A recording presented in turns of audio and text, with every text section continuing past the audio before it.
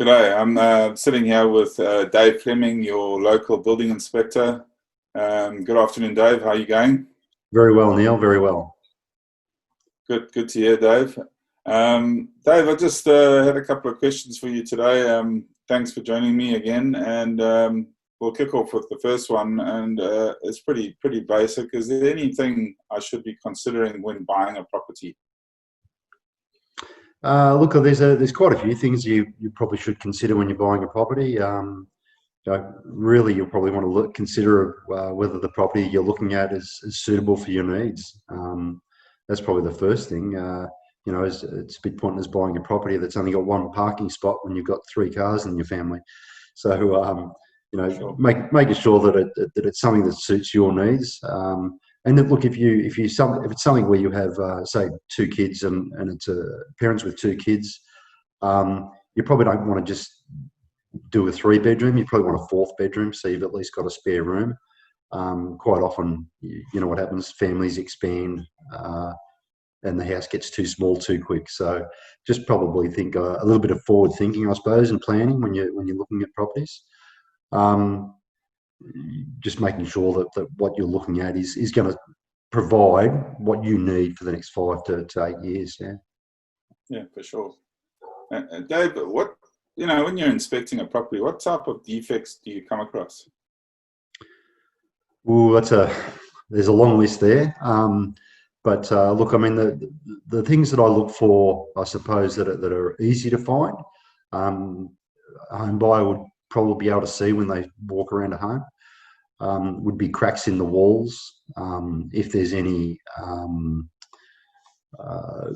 ponding around the outside of the house, you might not see puddles of water because it might be dry, but you can certainly see if the landscape's falling towards the house. If there's any broken down pipes around the bases, these are the types of things that can create movement to your property and create cracks in the walls. Any staining in any ceilings or walls inside the home. Probably have a check in the cabinets underneath the sinks to see if there's any deterioration from moisture, from leaks, or that type of defect. But obviously, there's a lot of things that I would locate in a building inspection that a home buyer wouldn't be able to see during their normal house inspection, because I actually get into the roof space, climb onto the roof where possible, crawl under the subfloor. It's not my favourite spot, but crawl under the subfloor to have a look at the stumps or the subfloor bearers and joists. But there's a multitude of things that we look for. The biggest, though, is the movement problems and significant decay or any timber pest problems. Yeah. Okay. It's a long list. It is. Yeah, it's a bit hard. That's why we use people like you. Yeah, thanks. What other services do you provide besides building inspections? I believe you do a number of things. I didn't just want to touch on the building inspection side, although that's very important. That's your core business. What else do you provide? So there's always also the pest component of that. So I do pest inspections, so timber pest inspections. So that's how I can provide a building and timber pest inspection for a client. It's a one-stop shop option. And I also have my son that does general pest control and termite control. So we basically cover both aspects there. I also provide pool safety inspections and also do asbestos inspections and clearances. So there's quite a few arrows to the bow there. It's really about, and what I've always tried to do is have myself in a position where I can provide whatever services the client needs with regards to buying and selling a property or maintaining their property. So that's what I've done and worked towards, and that's what we can achieve for them. And they can give us a call if there's something that we can't do. Obviously, I don't do any of the physical work. I don't do the cleaning, for argument's sake, but I can certainly recommend people for them. Good. Dave, do you have any advice for vendors and buyers?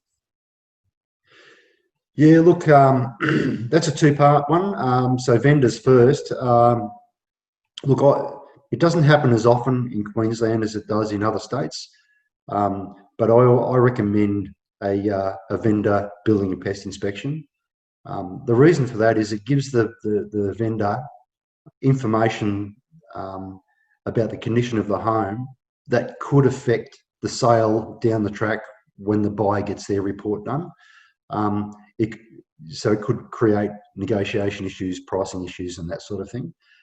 So it is, look, a very good idea for them to get a building and pest inspection for a vendor. And for a buyer, obviously, they want to know that the home that they're buying is not falling down. It's not going to hurt them in the hip pocket substantially. Where we don't report on like every minute maintenance item, we do certainly report on any major defects, any minor defects, any decay, any timber pest issues, conducive conditions to termites, water leaks. You know, the list goes on and on and on. But definitely recommend that they get a building and pest inspection. Yeah. No, excellent. Thank you, Dave. Thanks for your time today. Really informative. You're a wealth of knowledge, and yeah, it goes a long way when you own a home or trying to buy a home. Thank you, Definitely. Dave, your local building inspector. No worries, Neil. Thank you. Pleasure.